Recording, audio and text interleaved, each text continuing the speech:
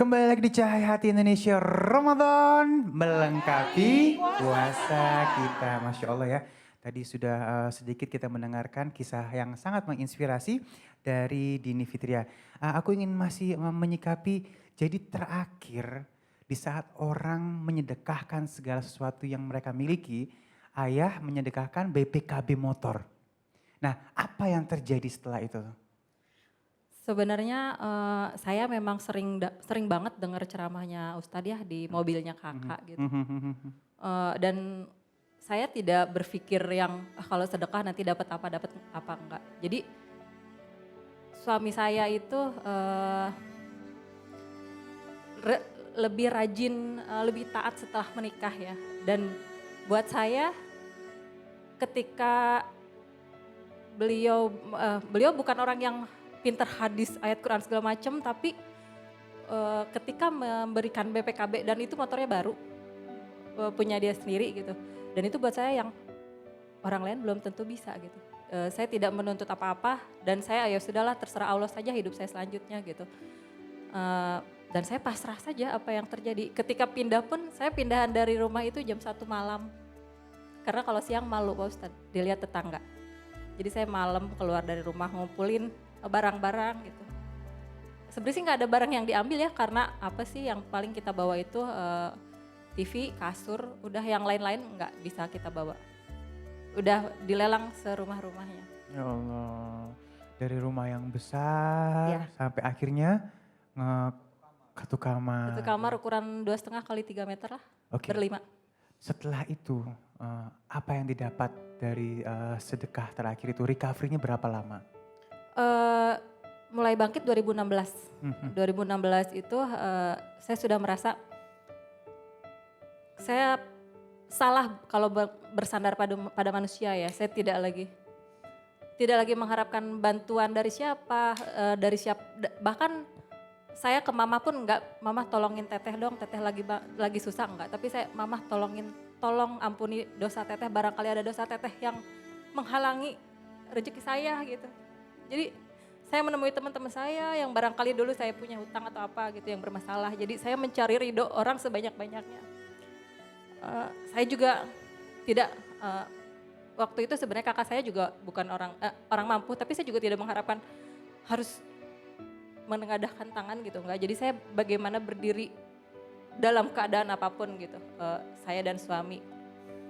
Kita jualan akhirnya setelah kita ngekos itu kita jualan di pinggir jalan, di alun-alun, jualan stiker gitu. Stiker bando.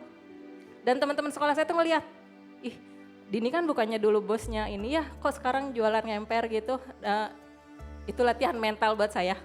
Jadi buat saya udah cuman pendapat orang. Toh ketika saya susah tuh mereka juga gak ada gitu, saya pikir itu aja sih. Lalu sekarang seperti apa? Sekarang semua yang dulu hilang alhamdulillah sudah kembali. Allahu Akbar. Dan sudah berkali-kali lipat. Berkali-kali lipat. Sallu ala nabi. Allahumma sholli wa sallim wa barik alaihi. Punya karyawan sekarang? Sekitar kalau di manajemen ada sekitar 35, kalau penjahit ada berapa ratus nggak tahu. Wih Di penjahit ada. berapa ratus? Ya Allah, wa ghalabatir rijal. Enggak. Allah. Allah. Ayo pemirsa, semangat. Dulu saya nggak begini Ustadz, tadi saya ngobrol sama Bang Ali di belakang, sama Ustadz juga. Saya, kenapa Minder saya ya? bisnisnya gamis? Ya karena memang saya dulu tidak bergamis, saya dulu tomboy sekali. Tadi saya juga bilang saya dulu adalah atlet silat. Jadi sama sekali bertolak belakang dengan hidup saya sekarang. Dan saya pernah baca bahwa ketika kita sudah tidak ada jalan maka hijrahlah. Nah jadi itu proses hijrah saya dan juga kenapa saya bisa di Bandung. Padahal di Bandung gak ada saudara sama sekali, yaitu adalah hijrah saya. Masya Allah. Pindah ke Bandung, saya berubah penampilan, berubah pergaulan, berubah sikap, semuanya berubah. Iya baik, tadi sedikit ada cuplikannya. Nah guru, ini apa yang bisa kita ambil, yang kita simpulkan nih? Bener, Masya di Allah. titik nadir hajar sedekah. Top itu. Tapi kalau bisa kita jangan tunggu titik nadir. Oh Masya Allah, jangan sampai susah banget. Kan asuransi terbaik. Bener. Sedekah itu asuransi terbaik. Terbaik. Kerjaan lagi ada, usaha lagi ada, semua lagi baik-baik saja, lagi happy, lagi seneng gitu ya. Di situ kita sedekahnya kudu nampol dikit lah. Gitu. Tapi buat mereka-mereka yang saat ini seperti cerita Teh Dini waktu dulu, yakni di posisi terpuruk, susah, menderita, beban banyak, banyak kesulitan, persoalan, permasalahan tuh ikutin aja. Apa yang bisa kita sedekahin? Bismillahirrahmanirrahim. Hajar. Tapi diterusin dong tobatnya, betul nggak ya? Bener. Istighfarnya dan ibadah-ibadah lain. Mbak Dini, Teh Dini, sedikit aja motivasiin pemirsa dong. Apa kek? Iya silakan. Eh, yang ingin saya sampaikan ke teman-teman, goal kita dalam berbisnis itu, kalau saya dulu ketika saya di bisnis pertama adalah memperkaya diri Ustadz.